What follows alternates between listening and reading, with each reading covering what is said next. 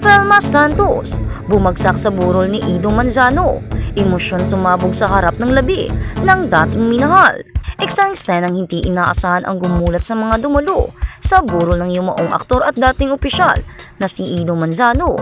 Ang biglaang pagkahimatay ni Velma Santos sa mismong harap ng kanyang labi sa gitna ng katahimikan at pagdadalamhati.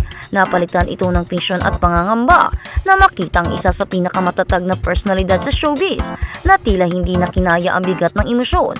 Sa unang tingin, maaaring isipin ng marami na isa lamang itong simpleng insidente ng pagkahilo dulot ng pagod. Ngunit para sa mga nakasaksi, ito ay higit pa roon. Isang itong malinaw na patunay na ang sakit ng pagkawala ay hindi nasusukat sa kung gaano katagal kayong naghiwalay o kung ano ang naging estado ng inyong relasyon. Sa huli, ang gabing nagbago ng lahat.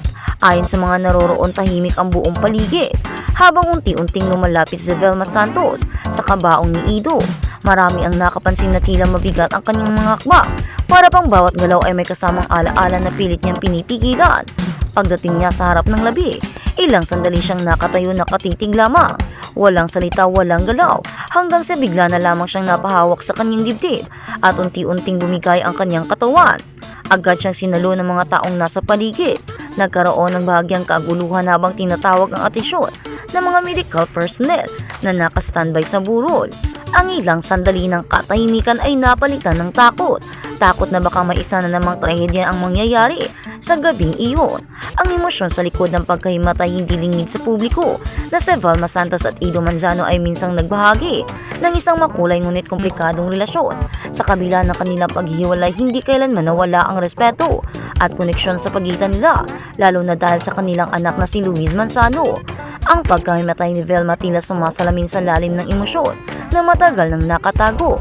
Maaaring sa paningin ng iba ay matagal na silang naghiwalay, ngunit ang mga alaala, pagmamahal at pinagsamahan ay hindi basta-basta nabubura ng panahon.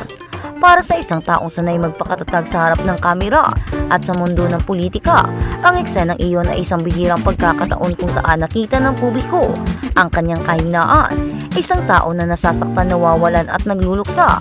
Agarang responde at kalagayan. Matapos ang insidente, agad na binigyan ng paunang lunas si Velma Santos.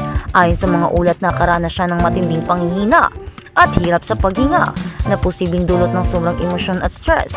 Binigyan siya ng oxygen at pansamantalang inilayo sa main venue upang makapagpahinga. Makalipas ang ilang minuto, unti-unti siyang nagkamalay ngunit nananatiling mahina at emosyonal. Ang ilang sandali ng katahimikan ay napalitan ng takot.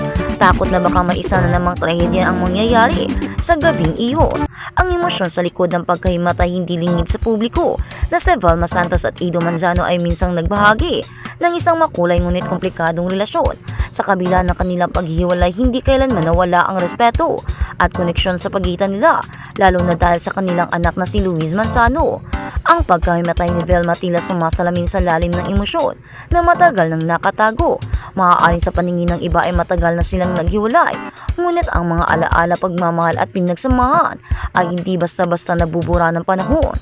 Para sa isang taong sanay magpakatatag sa harap ng kamera at sa mundo ng politika, ang eksenang iyon ay isang bihirang pagkakataon kung saan nakita ng publiko ang kanyang kahinaan. Isang tao na nasasaktan, nawawalan at nagluluksa. Agarang responde at kalagayan. Matapos ang insidente, agad na binigyan ng paunang lunas si Velma Santos. Ayon sa mga ulat, nakaranas siya ng matinding panghihina at hirap sa paghinga na posibleng dulot ng sobrang emosyon at stress. Binigyan siya ng oxygen at pansamantalang inilayo sa main venue